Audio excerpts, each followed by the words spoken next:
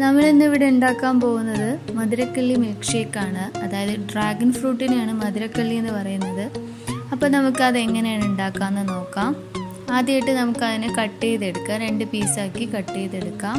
അപ്പോൾ നടുവുമേ മുറിച്ച് നമുക്ക് 2 പീസാക്കാം.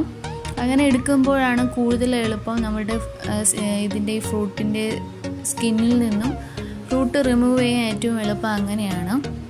അതിനുശേഷം നമുക്ക് ഒരു സ്പൂൺ ഉപയോഗിച്ചിട്ട് അതിൻ്റെ സ്കിന്നിൽ നിന്നും ആ ഫ്രൂട്ട് നമുക്ക് എങ്ങനെയാണ് റിമൂവ് ചെയ്തെടുക്കുന്നത് നോക്കാം.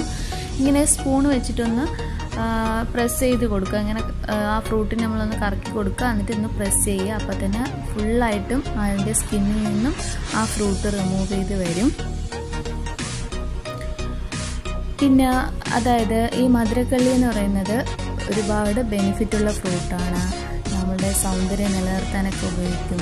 പിന്നെ അതുപോലെ രക്തസമ്മർദ്ദമായിട്ടുള്ള രോഗങ്ങൾക്ക് നല്ലൊരു ബെനിഫിറ്റുള്ളൊരു ഫ്രൂട്ടാണ് മധുരക്കള്ളി എന്ന് പറയുന്നത്. പിന്നെ ഷുഗറിൻ്റെ പ്രശ്നമൊക്കെ ഉള്ളവരാണെങ്കിൽ കണ്ടിന്യൂസ് ആയിട്ട് ഇത് കഴിക്കുകയെന്നുണ്ടെങ്കിൽ ഷുഗർ ലെവലൊക്കെ കുറയാനൊക്കെ നല്ല ചാൻസ് ഉള്ള ഒരു ഫ്രൂട്ടാണ് മധുരക്കള്ളി എന്ന് പറയുന്നത്. ഇനി നമുക്കിതിനെ ചെറിയ പീസാക്കി കട്ട് ചെയ്തെടുക്കാം. അപ്പോൾ എല്ലാ പീസും ചെറുതായിട്ട് കട്ട് ചെയ്തെടുത്തിട്ടുണ്ട്. ഇനി നമുക്ക് ഒരു ബ്ലെൻഡറിലേക്ക് ഇട്ട് കൊടുക്കാം.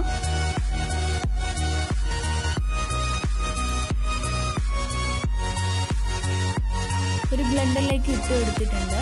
ഞാനിപ്പോൾ ഇതിലേക്ക് 2 ടേബിൾ സ്പൂൺ ഷുഗറാണ് ഇതിലേക്ക് ആഡ് ചെയ്യുന്നത്.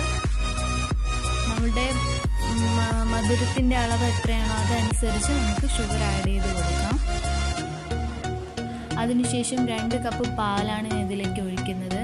ഞാൻ നല്ല തണുത്ത പാലാണ് എടുത്തിട്ടുള്ളത്, അതുകൊണ്ട് ഐസ് ക്യൂബ് ഇടുന്നില്ല. പിന്നെ നമുക്ക് ഇതിലേക്ക് ഞാൻ ഇടുന്നത് വാനില എസൻസ് ആണ്. 1/2 ടീസ്പൂൺ വാനില എസൻസ് ആണ്